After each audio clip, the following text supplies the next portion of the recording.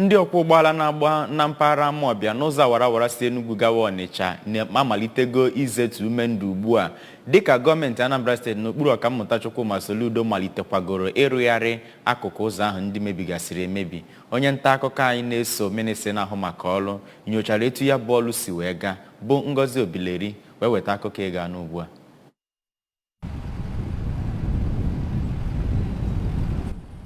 Oge ndị nta akụkọ ABS rutere n'ebe a na-arụ ya bụ ọrụ, ha hụrụ ndị ọrụ ngo IDC ka ha na-arụ ọrụ n'igwe jiri igwe katapila wee na-ekpopụsi ebe ndị awụgoro kota n'oge gara aga ma werekwa ihe a na-akpọ stone base wee na-awụchisi ya. Anyị hụkwara ụgbọala a na-akpọ rolling machine ka ọ na-agasị n'enu ya bụ ebe awụrụ stone base iji wee mee ka ọ lapara n'ala nke ọma. Anọkwa n'otu aka ahụ wee na-ekpochasị ọwa mmiri dị na ya bụ ụzọ bụ nke aja mechiburu tupu ebido ya bụ ọrụ. N'okwu ya ka onye injinia na ụlọ ọrụ Anambra State Ministry of Works bụ injinia Chekwube Ifeọbụ kọwara na ọ bụ ntụziaka gọvanọ Soludo ka ha hụ na ya bụ ka ndị mmadụ wee nwee ike na-aga na ya bụ anyị oke ahụhụ n'agbanyeghị na anọ n'udu mmiri. Nke ya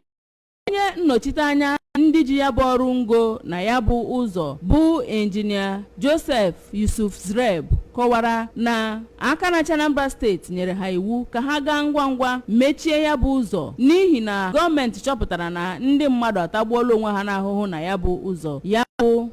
Yusuf Zreb kọwakwara na ngwa ha kpopụtara ihe ha kpopụtara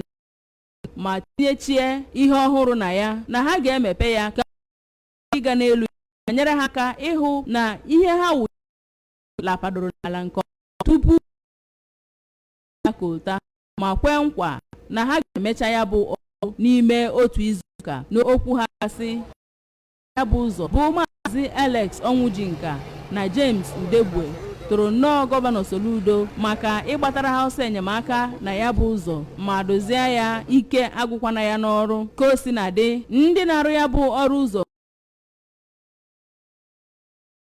akwa ụgbọala si na ya wee na-agafe ọbụnadị oge a na-arụ ya bụ ọrụ nke bụ na enweghị ihe ọbụla butere na ụzọ ahụ agaghị aga ma ọlị.